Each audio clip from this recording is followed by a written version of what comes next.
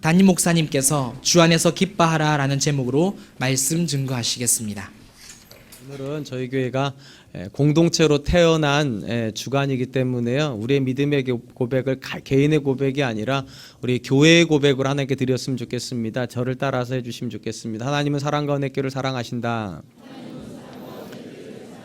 하나님 사랑과 은혜교회 크고 비밀한 계획 가지고 계신다. 하나님 오늘도 사랑과 은혜교회와 동행하셔서 그 계획 이루어 주신다. 네, 아멘. 그렇게 될 줄로 믿습니다. 아멘. 먼저 진심으로 축하드립니다. 역사는 크게 두 가지 축에 대한 진술로 구성이 되어 있습니다. 하나의 축은 사실에 대한 진술이고 또 하나의 축은 그 사실에 대한 해석입니다. 일반적으로 역사의 뼈대가 되는 것은 팩트라고 불리는 사실입니다. 그러나 역사의 본질은 그 팩트에 대한 해석입니다. 똑같은 사실에 대해서도 전혀 다르게 해석이 가능하고요. 전혀 다른 해석은 전혀 다른 역사를 만들게 됩니다. 예를 들면 우리나라와 일본의 관계를 해석할 때 가장 첨예하게 부딪히는 것이 일제강점 35년에 대한 해석입니다. 일본도 사실에 대해서 부정하지는 않습니다. 35년간 우리나라를 정복했다, 지배했다 인정합니다. 그런데 이 35년의 시간에 대한 해석에서는 우리하고 첨예하게 대립이 됩니다. 우리나라 역사는 이 35년을 수탈의 시기로 기록을 합니다. 그러니까 일본이 우리나라를 나쁜 말로 완전히 다 홀라당 벗겨먹은 시기로 그렇게 기록을 합니다. 그런데 일본에서 만드는 우익단체에서 만드는 역사교과서는 이 35년 시간에 대해서 이 한국의 근대화에 기여한 시기로 기록을 합니다. 똑같은 35년을 인정하는데 그 35년이 어떻게 쓰였는가에 대해서는 전혀 다르게 이해한다는 것입니다. 그들은 이런 논리를 뒷받침하는 증거로 한국 병합부에 설치된 조선통독부가 한반도에 철도를 만들고 관계시설을 정비하고 토지조사를 한 것을 근대화의 시발점으로 삼습니다.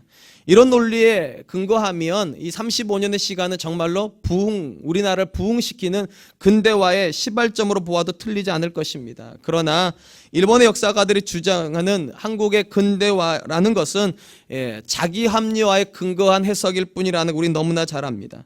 일본이 왜 철도를 만들고 관계시설을 정비하고 토지를 조사했습니까? 우리나라를 위해서 한 거 아니죠.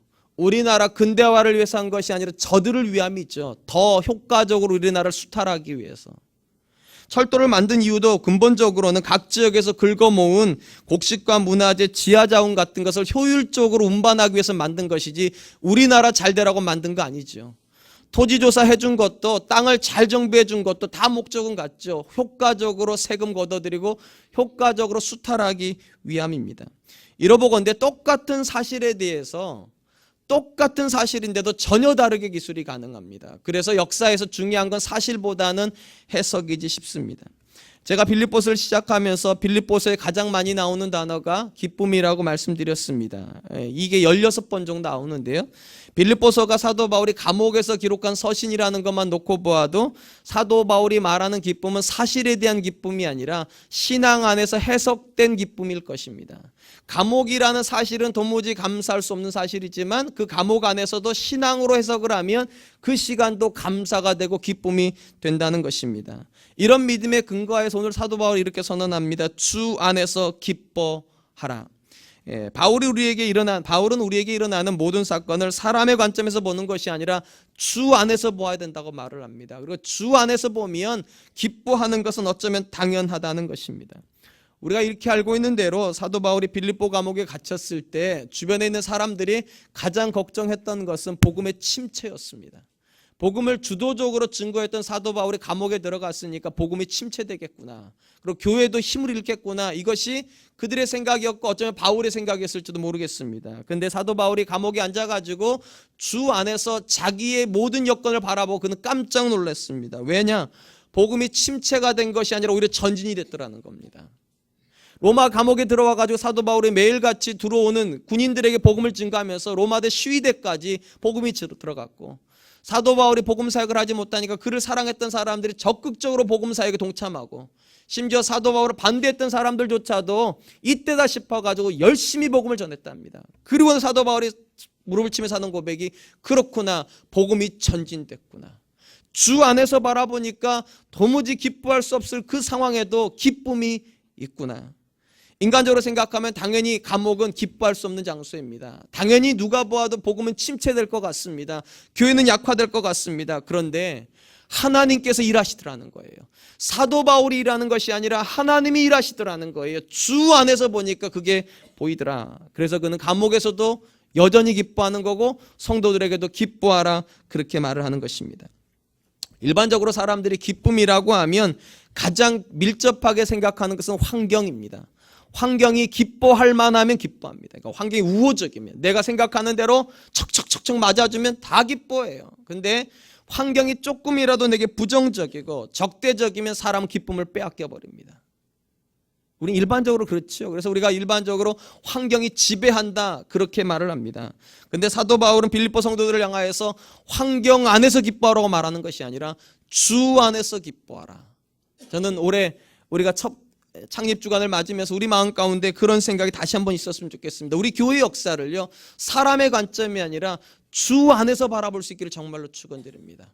사람의 생각으로 바라보는 것이 아니라 주님의 생각으로 이 사랑과 은혜교를 한번 돌아보고 생각하는 그런 시간 가졌으면 좋겠습니다. 성경 안에는 우리의 시선을 바꾸는 것만으로도 전혀 다른 이야기로 해석되는 이야기들이 참 많이 있습니다. 구약의 대표적인 이야기 중에 하나가 요셉의 이야기일 것입니다. 여러분, 요셉의 이야기에서 사실, 팩트에 해당되는 것은 형들이 은 20에 자기 사랑하는 동생 요셉을 미디안 상인에게 팔아버린 것입니다. 그리고 그렇게 해서 결과적으로 요셉이 애굽의 종으로 팔려갔습니다. 이게 팩트예요. 정확한 팩트예요. 근데 여러분, 이 팩트를요, 어떻게 해석하느냐가 참 중요한데, 형들은 자기 관점에서 해석했어요. 그래서 나중에 요셉을 만났을 때 두려워합니다. 왜냐하면 자기들이 팔았으니까. 근데 똑같은 사실을 요셉은 하나님 안에서 해석합니다. 그리고 이렇게 해석을 해요. 창세기 45장 5절 그리고 7절에 이렇게 기록되어 있습니다. 요셉의 해석입니다. 당신들이 나를 이곳에 팔았다고 해서 근심하지 마소서, 한탄하지 마소서. 하나님이 생명을 구원하시려고 나를 당신들보다 먼저 보내셨나이다. 하나님이 큰 구원으로 당신들의 생명을 보존하고 당신들의 우선을 세상에 두시려고 나를 당신들보다 먼저 보내셨나니. 인간적인 관점에서 보면 요셉이 팔린 사실은요, 형들의 시기 질투입니다. 형들이 시기 질투하여서 은 20을 받아서 판 겁니다. 인간의 해석으로는.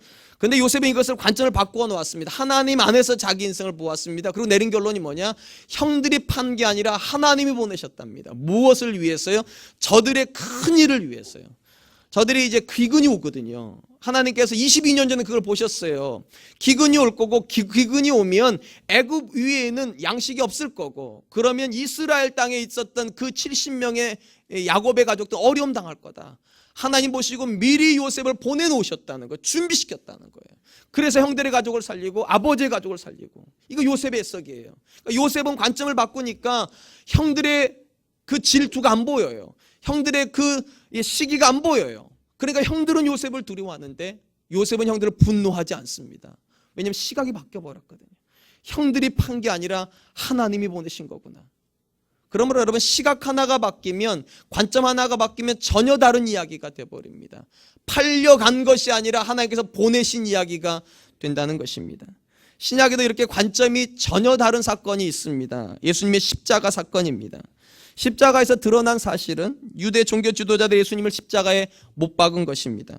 그들은 빌라도의 손을 빌어서 예수님을 민족을 선동한 종교 지도자가 아니라 정치 지도자로, 그러니까 정치범으로 십자가에 못 박았습니다. 그런데 여러분, 엄밀히 말하면 그런 관점에서 보면 십자가는 형틀이에요. 그저 사형수를 못 박는 형틀이에요. 근데 여러분, 성경이 기록하고 있는 예수님의 십자가는 형틀입니까? 아닙니다. 구원의 도구가 되어버렸습니다. 해석이 완전히 달라요. 성경에 있는 대부분 해석들은 예수님을 형틀에 박혀있는 정치범으로 기록하는 것이 아니라 구원을 이룬 메시아로 기록을 합니다. 그러니까 십자가 자체가 전혀 다른 목적으로 해석이 됩니다. 대표적인 해석이 이런 해석이죠. 골로새서 1장 20절. 그의 십자가의 피로 화평을 이루사 만물 곧 땅에 있는 것들이나 하늘에 있는 것들이나 그로 말미암아 자기와 화목하게 되시기를 기뻐하심이라. 당시 종교 지도자들은 자신들이 예수님을 십자가에 못 박는다 생각했을 겁니다. 자신들이 힘을 이용해 가지고 자기들이 싫어하는 예수님을 십자가에 못 박는다. 그건 그들의 생각이에요. 성경의 기자의 생각은 전혀 다릅니다. 하나님께서 그들의 힘을 이용하셔서 그분의 아들에게 십자가를 지우셨어요. 목적이 있어요. 어떤 목적이요? 구원의 목적이에요. 그러니까 종교 지도자들은 자기 눈에 가시와 같은 사람들을 제거한다고 생각했어요. 근데 성경은 전혀 다르게 해석을 합니다. 하나님께서 인류의 죄를 구원하여 인류와 하나님을 화목해 하기 위하여 주님의 십자가를 쓰셨다. 여러분, 똑같은 사실인데요. 팩트는 하나도 안 달라요. 네, 십자가에 못 박힌 건 맞아요. 근데 그 팩트에 대한 해석이 완전히 다릅니다. 종교 지도자의 관점은 인간적 관점이에요. 정치범이에요. 그러나 성경은 하나님의 관점에서 예수님은 정치범이 아니에요. 메시아예요. 구원자이세요. 그러므로 여러분, 세상의 역사도 누구의 관점이냐에 따라서 전혀 달라지죠. 일본의 관점, 한국의 관점. 마찬가지로 성경의 이야기도 누구의 관점을 가지냐에 따라서 전혀 다른 이야기가 됩니다. 사람의 관점으로 보면 형들이 판 거예요, 요셉을요. 그러나 하나님의 관점에서 보면 형들이 판 게 아니라 하나님이 형들의 손을 이용해 가지고 요셉을 애굽에 보내놓으신 거예요. 사람의 관점에서 보면 예수님은 정치범으로 죽으신 거예요. 그러나 하나님의 관점에서 보면 그 정치적인 상황을 이용하셔서 하나님께서 구원을 이루어 놓으셨다. 오늘 본문에서 사도 바울이 강조하는 관점은 후자의 관점입니다. 사실을 사실로만 보지 말고 주 안에서 바라보라는 거예요. 똑같은 사실도 주 안에서 보면 전혀 달라진다. 감옥이라는 상황도 주 안에서 보면 전혀 달라진다. 그리고 그렇게 보는 사람은 당연히 기뻐할 수 있다는 것입니다. 우리가 동일한 사건에 대한 해석을 가질 때 사람의 관점을 가질 것이냐 하나님의 관점을 가질 것이냐는 어떤 믿음을 가지고 있느냐의 차이입니다. 그리고 하나님의 관점으로 보는 사람은 딱 하나의 믿음을 가지고 있습니다. 이런 믿음이요. 빌립보서 1장 6절 너희 안에서 착한 일을 시작하신 이가 그리스도의 예수의 날까지 이루실 줄 우리가 확신하노라. 빌립보서 2장 13절 너희 안에서 행하시는 이는 하나님이시니 자기의 기쁘신 뜻을 위하여 너희에게 소원을 두고 행하게 하시나니. 여러분, 사도 바울이 3장에서 주 안에서 기뻐하라고 말하기 전에 이미 1장과 2장에서 강조한 게 뭡니까? 너희 안에서 너희가 일하고 있는 것이 아니라 누가 일하고 있다고요? 하나님이요. 만약 우리가 우리 역사를 만들고 있다면 우리 관점을 해석해도 돼요. 인간의 관점을 해석해도 돼요. 근데 사도 바울이 뭐라고 말했는가? 너희 안에서 착한 일을 시작하신 이도 하나님이시고 너희 안에서 지금 일하고 계신 분도 하나님이시라는 거예요. 그리고 그분이 이루실 거예요. 그러니까 시작도 하나님, 과정도 하나님, 결론도 하나님이니까 당연히 역사에 대한 해석은 어디를 기준으로 돼야 된다는 겁니까? 하나님이에요. 주 안에서 바라봐야 됩니다. 저는 우리 사랑과 은혜의 교회 역사도 역시 마찬가지라 생각합니다. 사람이 시작한 역사 아닙니다. 사람이 만들어가고 있는 역사 아닙니다. 사람이 이룰 역사 아닙니다. 물론 사람이 할 겁니다. 그런데 그 사람 안에서 하나님이 하실 겁니다. 이 믿음으로 우리가 있다면 우리가 걸어온 1년, 앞으로 걸어가게 될 몇십 년의 세월은 전혀 다른 해석이 될 줄로 믿습니다. 성경의 역사를 두 단어로 요약을 하면 아마도 예언과 성취라는 말로 요약이 될 것입니다. 성경의 역사에서 하나님은 언제나 그분의 백성들에게 계획을 가지고 계셨습니다. 계획이 없었던 적이 한 번도 없습니다. 심지어 아담이 타락하던 그 시점에도 하나님은 계획을 가지고 계셨습니다. 어떤 계획이요? 메시아를 보내줄 계획이요.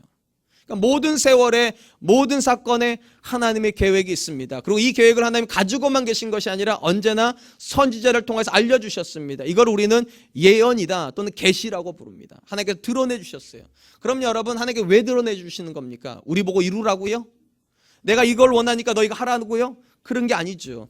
하나님이 계시해 주시고 그 계시를 하나님께서 친히 이루어 주시겠다고 말씀하십니다. 그리고 이스라엘 백성이 뭘 요구하시는 겁니까? 그 하나님께 돌아오기를요.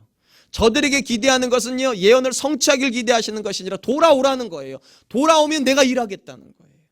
그리고 이 일하시는 하나님의 성품을 에스겔은 이렇게 소개합니다. 에스겔서 39장 25절 그러므로 주 여호와께서 이같이 말씀하셨느니라. 내가 이제 내 거룩한 이름을 위하여 열심을 내어 야곱의 사로잡힌 자를 돌아오게 하며 이스라엘 온족 속에게 사랑을 베풀지라. 하나님 계획만 가지고 계신 것이 아니라 그 계획을 성취하시겠답니다. 어떻게? 열심을 가지고요. 여러분, 사람의 열심으로 이루시겠다 말씀하지 않으셨어요? 나의 열심, 여호와의 열심으로 계획한 것을 성취해 가겠다. 그러므로 여러분, 주 안에서 바라보면 역사는 달라집니다. 그분의 열심이 보여요. 사람의 열심이 보이는 게 아니에요. 그분의 수고가 보여요. 사람의 노력이 보이는 게 아니에요. 사람의 헌신이 보이지 않아요. 하나님의 열심이 보이는 거예요. 이사야서를 보면 매우 놀라운 기록들을 만나게 됩니다. 하나님께서 이사야를 통해서 100년 전에 유다가 멸망하기 100년 전에 예언을 해놓으셨어요. 어떤 예언이냐? 멸망에 대한 예언을 주셨습니다. 근데 여러분, 멸망에 대한 예언만 주셨는가? 아니요. 회복에 대한 예언의 말씀도 주셨습니다. 그리고 이 회복을 하나님께서 이루시겠다는 구체적인 증거로 한 사람의 이름을 언급합니다. 그 사람이 고레스라는 사람입니다. 아시는 분은 다 아시겠지만 이 고레스는 메데바사 제국의 왕이 되어서 포로로 끌려갔던 이스라엘을 돌아가게 해준 사람입니다. 첫 번째 돌아가게 해준 사람이에요. 이 사람에게 하나님께서 왕권을 주시고 그에게 힘을 주시겠답니다. 그 이유가 뭔가? 이렇게 기록이 되어 있어요. 이사야서 45장 1절하고 4절입니다. 여호와께서 그의 기름 부음 받은 고레스에게 이같이 말씀하시되 그의 오른손을 붙들고 그 앞에 열국을 항복하게 하며 내가 왕들의 허리를 풀어 그 앞에 문들을 열고 성문들이 닫히지 못하게 하리라. 내가 나의 종 야곱 내가 택한 자 이스라엘 곧 너를 위하여 내 이름을 불러 너는 나를 알지 못하였을지라도 내가 내게 칭호를 주었느니라. 하나님 부패한 이스라엘을 심판하기 위하여서 바벨론을 예비하셨습니다. 근데 심판만 예비한 것이 아니라 회복을 위하여서 메데바사 제국도 예비하셨습니다. 그리고 이것을 이루기 위하여 하나님께서 그 역사에 들어가셨어요. 들어가셨던 구체적인 증거가 뭐냐? 고레스를 메데바사 제국 왕으로 삼으셨다는 거예요. 그리고 성경은 이 고레스가 이스라엘을 돌아가게 해 주었다 그렇게 기록합니다. 이 모든 기록을 담고 있는 책이 에스라서예요. 이 에스라서 맨 앞에 보면 이런 기록이 나옵니다. 에스라서 1장 1절로 3절. 바사왕 고레스 원년에 여호와께서 예레미야의 입을 통하여 하신 말씀을 이루게 하시려고, 하나의 말씀을 이루게 하는 겁니다. 이루게 하시려고 바사왕 고레스의 마음을 감동시키심에 그가 온 나라에 공포도 하고 조소도 내려 이르되 바사왕 고레스는 말하노니 하늘의 하나님 여호와께서 세상 모든 나라를 내게 주셨고, 하나님이 주셨답니다. 주셨고 나에게 명령하사 유다 예루살렘 성전을 건축하라 하셨나니 이스라엘의 하나님은 참신이시라. 너희 중에 그의 백성 된 자는 다 유다 예루살렘을 올라가서 이스라엘 하나님 여호와의 성전을 건축하라. 그는 예루살렘에 계신 하나님이시니라. 여러분 놀랍지 않습니까? 메데바사 제국이 왜 세워진 겁니까? 세상 역사는 이렇게 기록을 해요. 바벨론이 타락해가지고 무너진 거예요. 새로운 세력이 일어나서 삼킨 거예요. 그건 세상 역사, 힘의 균형에 의해서. 근데 성경 역사는 완전히 달라요. 하나님의 뜻을 이루려고 하나님께서 바벨론으로부터 왕권을 어디로 옮겨 놓으셨다는 겁니까? 메데바사로요. 누구를 세웠다고요? 고레스를요. 누구를 위해서? 하나님을 위해서요. 관점이 완전히 달라져 버려요. 성경의 역사는 언제나 하나님의 역사입니다. 그래서 제가 언제나 말씀드리잖아요. 히스토리로는 그렇게 읽지 않는다고요. 좀 길게 읽는다고요. His story. 그분의 이야기. 바벨론과 메데바사의 이야기가 아니라 그분의 이야기. 자기들이 힘을 얻어가지고 나라를 세운 게 아니라 하나님 뜻을 이루기 위해서 나라를 형성하시고 형성된 그 나라의 왕을 세우셔서 하나님의 이야기를 끌어가신다. 그래서 His 스토리다. 그러므로 여러분 성경을 하나의 말씀으로 믿으신다면, 그리고 성경에 기록된 역사를 실제적인 이야기라고 믿으신다면 여러분 이 사실도 믿으시길 바랍니다. 하나님은 그분의 백성에게 계획을 가지고 계십니다. 그리고 계획만 가지고 계신 것이 아니라 그 계획을 이루시기 위하여서 그 역사에 개입하시고 열심으로 반드시 성취해 가십니다. 바울은 이것을 믿었기 때문에 주 안에서 기뻐하라는 거예요. 그냥 흘러가서 감옥에 온 게 아니라 하나님의 놀라운 섭리 가운데 내가 감옥에 와 있다는 거예요. 그리고 복음은 실패하지 않는다는 거예요. 왜냐? 하나님의 이야기니까. 하나님의 이야기는 실패하지 않으니까. 그러니까 주 안에서 기뻐하라는 것입니다. 우리가 외적인 환경만 보면 때로는 절대로 기뻐할 수 없는 일들을 만나게 됩니다. 그렇죠? 사실은 대부분이 그렇죠. 때때로 기뻐할 일이고 대부분은 슬퍼할 일 아닙니까? 얼굴이 다 그렇게 써져 있어요. 때때로 기뻐하죠. 우리가 언제면 항상 기뻐할 수 있어. 근데 성경 뭐라고 말합니까? 항상 기뻐하랍니다. 이게 때때로 기뻐하기도 힘든데 왜 그렇습니까? 우리 눈에 불행으로 보이고 우리 눈에 고난으로 보이는 그 상황에도 너희 안에 행하시는 이는 하나님이시니, 너희 안에서 기쁘신 소원을 두고 하나님 행하시나니. 그러니까 하나님의 역사가 있다고 믿는다면, 하나님이 지금도 우리 안에 계획을 가지시고 그 계획을 이루신다고 믿는다면 모든 사람은요 주 안에서 기뻐해야 됩니다. 주 안에서 한두 번 기뻐하는 것이 아니라 항상 기뻐해야 됩니다. 이 믿음이 있었던 사도 바울은요 이렇게 아름다운 이야기를 기록해 놓았습니다. 로마서 8장 28절. 우리가 알거니와 하나님을 사랑하는 자 곧 그 뜻대로 부르심 입은 자에게는 모든 것이 합력하여 선을 이루느니라. 왜 선이 될까요? 하나님을 사랑하는 자 안에서 하나님이 일하시거든요. 그 안에서 반드시 하나님이 일하셔서 그분의 뜻을 이루어 놓으실 거거든요. 그래서 어느 시점이 되면 깨닫게 될 거거든요. 하나님이 하셨구나. 하나님이 하셨구나. 오늘부터 지금부터가 이제 설교의 하이라이트입니다. 오늘은 사랑과 은혜교회가 이 땅에 태어난 지 1주년 되는 주일입니다. 여러분, 이 사랑과 은혜교회의 역사를 어떻게 해석하시겠습니까? 무엇이 이 교회를 이 땅에 존재케 했을까요? 혹시 이 교회가 한 목회자의 부도덕한 행동에 대한 반작용으로 이 땅에 태어난 교회라고 생각하십니까? 만약 우리가 그렇게 이 교회를 해석을 한다면 이 교회는 사람의 역사입니다. 한 사람이 실수했고 절대 다수가 반대하여 우리끼리 모이자, 우리가 모이자, 우리가 세운 교회다. 그럼 그건 사람의 역사입니다. 팩트에 대한 해석이겠죠. 예, 팩트는 그렇잖아요. 한 목회자가 부도덕한 행동을 했고 절대 다수의 의로운 성도님들께서 반대하신 거잖아요. 팩트는 그래요. 우리 관점에서 기록하면 그렇게 기록할 수 있어요. 근데 여러분, 성경의 역사는 절대로 거기에 동의하지 않을 거예요. 왜냐? 모든 역사는 하나님의 역사이니까. 모든 역사는 하나님이 이루어 가시는 역사이니까. 여러분, 우연히 반대하다 보니까 사랑과 은혜교회가 태어난 게 아니라 사랑과 은혜교회를 위하여 하나님께서 그 모든 과정을 쓰신 거지요. 이렇게 말하면 아멘이 크게 나올 줄 알았어요.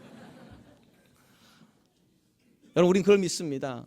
성경 어디에도 하나님의 계획이 없던 시절이 없어요. 그분의 백성을 향한 그분의 계획이 있어요. 그리고 그 계획을 위하여서 그분이 여러 가지 사건을 쓰세요. 그러니까 합력이란 말이 나와요. 좋은 것만 쓰시는 게 아니에요. 부정적인 것도 쓰세요. 의로운 사람만 쓰는 게 아니에요. 죄인도 쓰세요. 그분의 역사를 위해서.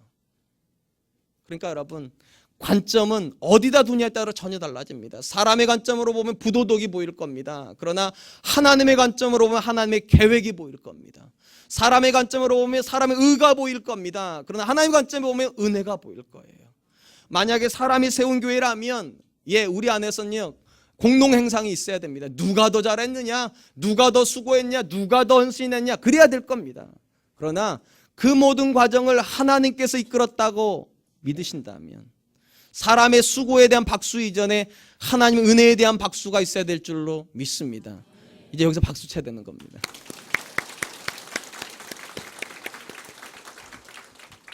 저는 우리 안에 사랑과 은혜교회에 대한 전혀 다른 해석이 있었으면 좋겠습니다.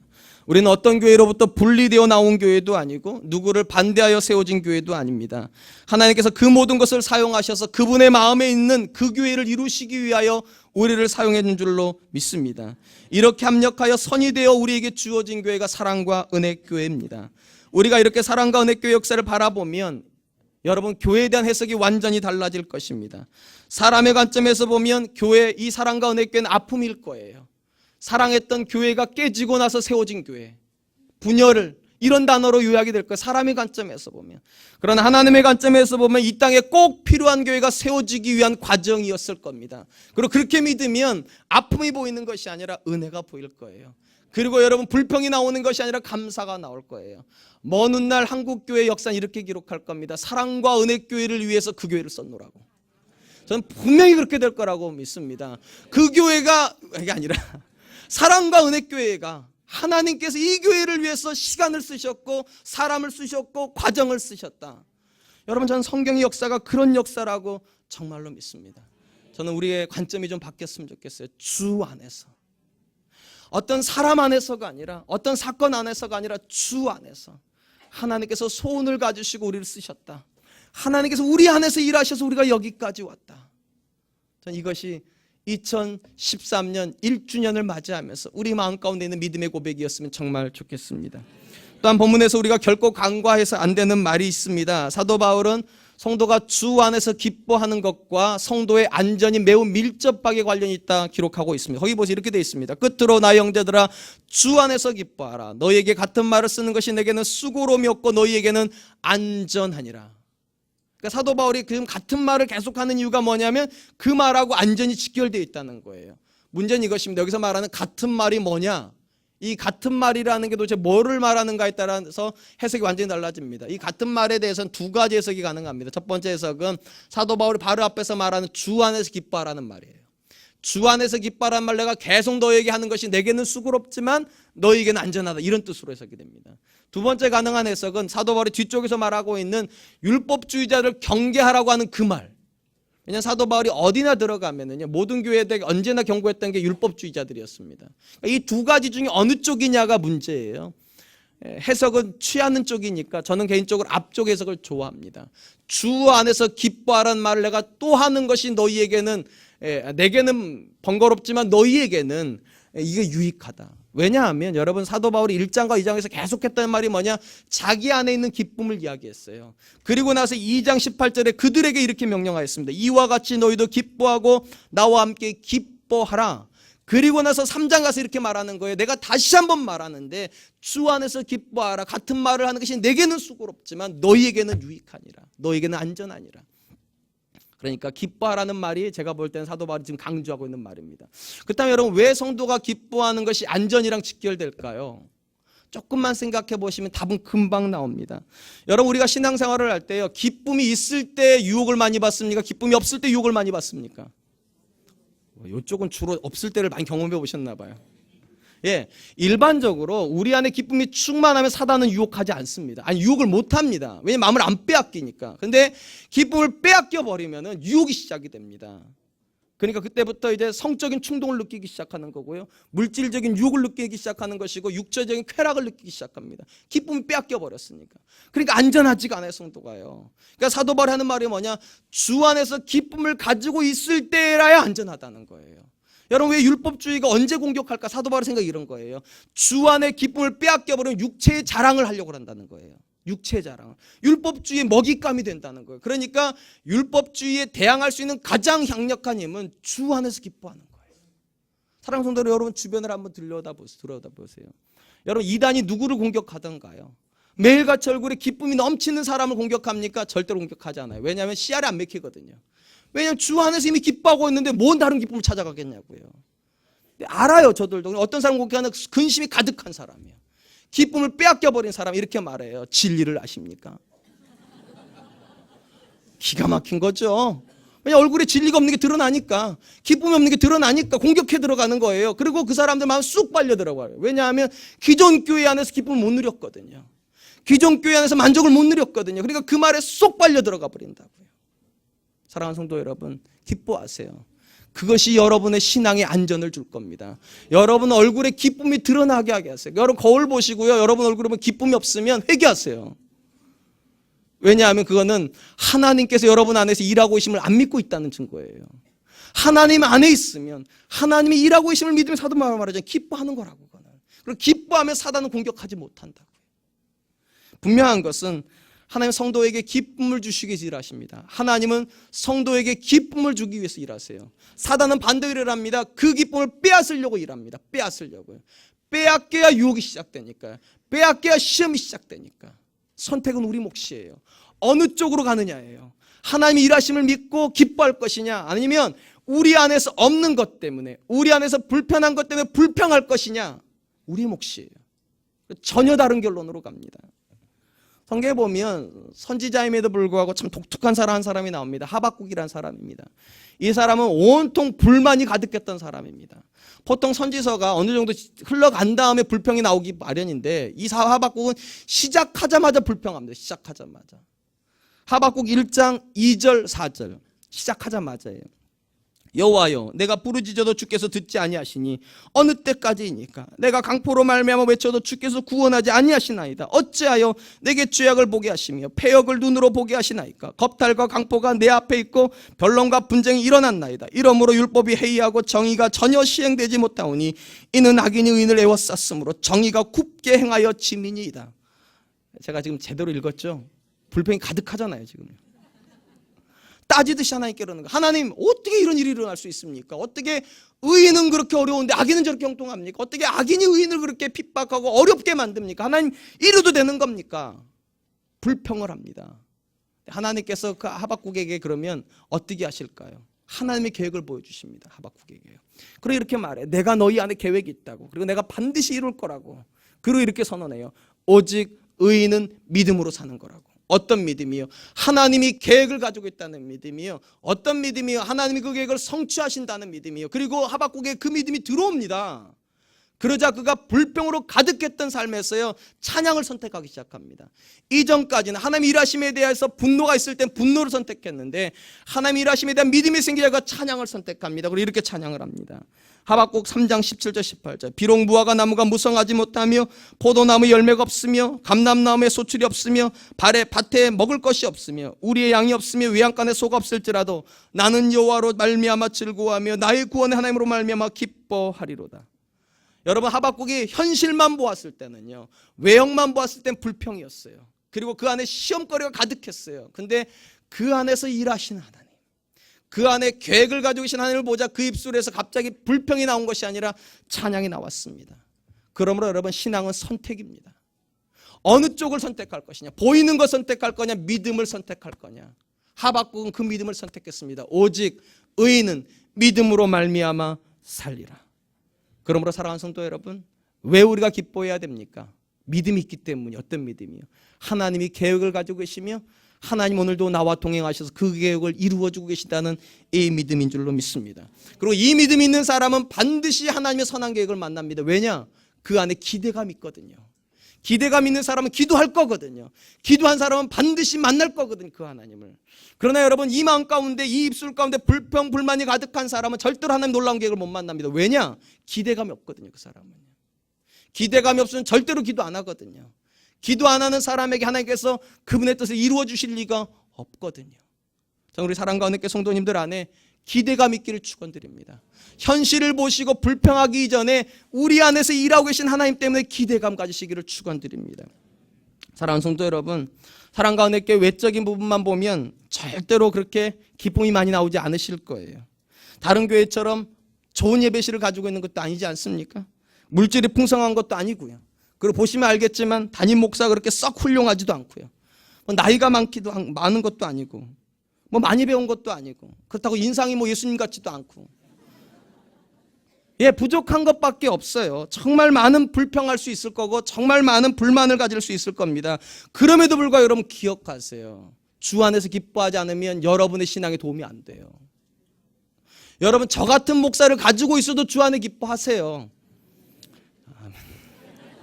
여러분, 이런 초라한 예배당 가지고 있어도 주 안에 기뻐하세요. 부족한 물질 속에서도 주 안에 기뻐하세요. 그래야 여러분의 신앙에 도움이 돼요. 그래야 시험에 빠지지 않아요. 그래야 안전해요. 그리고 여러분, 기뻐하기로 작정하세요. 왜냐하면 여러분, 이 교회 안에 지금 하나님 일하고 계세요. 우리가 보려고 하면 수많은 현장에서 그분의 일하심을 볼 수 있어요. 안 보려고 하니까 불평하는 거고 눈 가리고 있으니까 불만을 하는 것이지, 보려고만 하면 수많은 기적을 볼 수 있다 저는 믿습니다. 저는 매 주일마다 우리가 기적을 살고 있다고 생각합니다. 여러분, 이 예배당 참 불편하죠. 왜 불편할까요? 공간 앱에서 사람이 너무 많기 때문이죠, 사실은요. 이 정도 규모면 대략 한 600명 정도 성도가 쓰기에 딱 좋은 공간입니다. 근데 우리는 몇 명이 쓰는 줄 아세요? 1800명이요. 애들까지. 여러분, 한 명 들어갈 공간에 3명 들어갔으면 불편하죠. 그럼 여러분 안 오면 되잖아요. 그런 거 아니에요, 솔직히? 그런데 꾸역꾸역 와요. 누가 보내는 걸까 도대체? 제가 데려오는 건 아닌 것 같아요. 누군가 데려오는 것도 아닌 것 같아요. 여러분, 2부, 3부 때 중간쯤 되면 지금 좀 나았어요, 공기가요. 근데 한겨울, 한여름 되면 얼굴이 벌개져요. 그리고도 그 다음 주 또 와요. 여러분, 이 주변에 좋은 교회들 참 많고 쾌적한 환경을 가지고 있는 교회 참 많은데 왜 이 교회 사람들이 올까요? 저는 이곳에서 하나님 일하시기 때문이라고 저는 믿습니다. 여러분, 1년밖에 안 된 교회에 성가대 3개 있는 교회 보신 적 있어요? 지금 자리가 치운 건 아니죠? 누가 여기다 이렇게 갖다 놨을까, 사람들을요? 예? 어떻게 해서 이렇게 찬양을 잘할까요, 도대체? 우리 교회가 지금 1년밖에 안 됐는데 부서가 7개나 돼요. 사랑부까지 있어요. 7개 부서에 모든 부서에 전도사님이 있어요.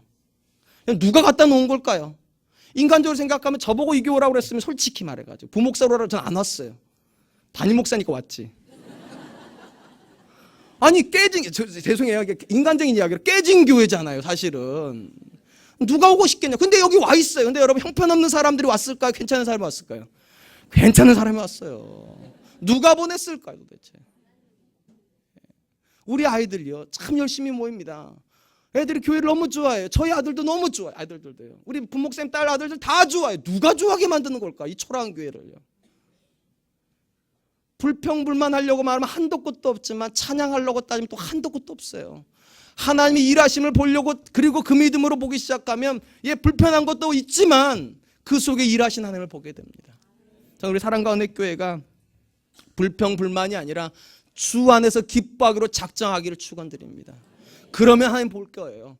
그러면 하나님이 보일 거예요. 그러면 기도가 시작이 될 거예요. 이 부족한 예배당을 위해서도 기도하게 될 것이고, 이 열악한 공간을 위해서도 기도하게 될 것이고, 수고하는 선생님들을 위해서, 수고하는 일꾼들을 위해서 기도하게 될 거예요. 그러면 하나님 그 사람들 통해서 또 일하실 거예요. 제가 이 설교 쓰면서 그런 기대감이 생기더라고요. 내년에는 또 내가 어떻게 설교할까? 3년 뒤엔 또 어떻게 설교할까? 10년 뒤엔 어떻게 설교하게 될까?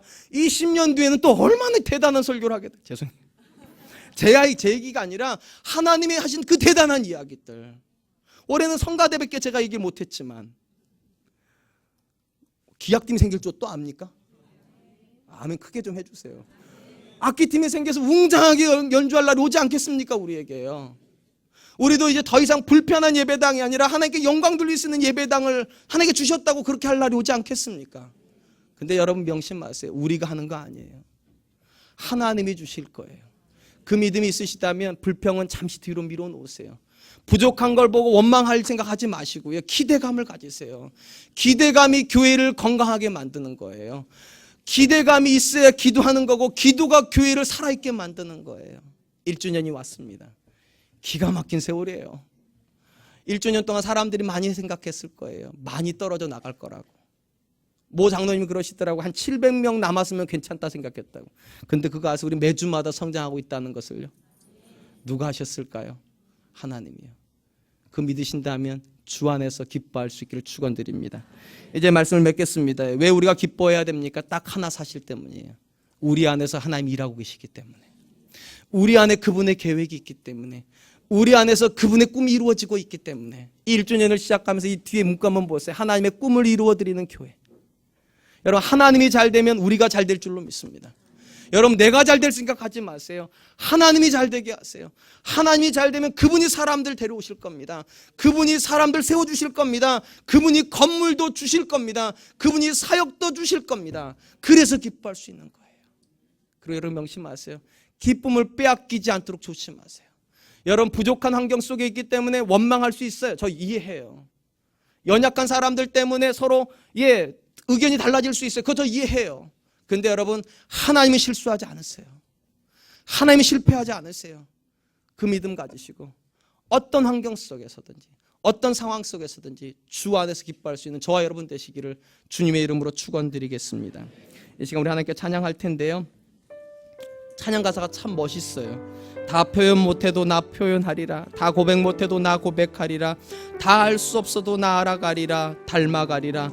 그 사랑 얼마나 아름다운지, 그 사랑 얼마나 날 부욕해 하는지. 여러분 하나님께서 우리 가운데 일하셨으면, 하나님께서 우리 가운데 우리의 기대하는 것보다 넘치도록 은혜 주셨다면 우리는 그분을 찬양해야 될 줄로 믿습니다. 이번 한 주간은 특별히 더 하나님을 찬양하고 그 하나님께 더 기뻐하는 한 주간 되시기를 우리 찬양과 함께 하나님께 드렸으면 좋겠습니다.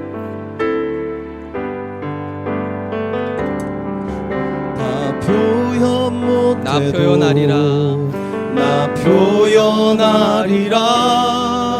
다 고백 못해도 나 고백하리라. 다 알 수 없어도, 다 알 수 없어도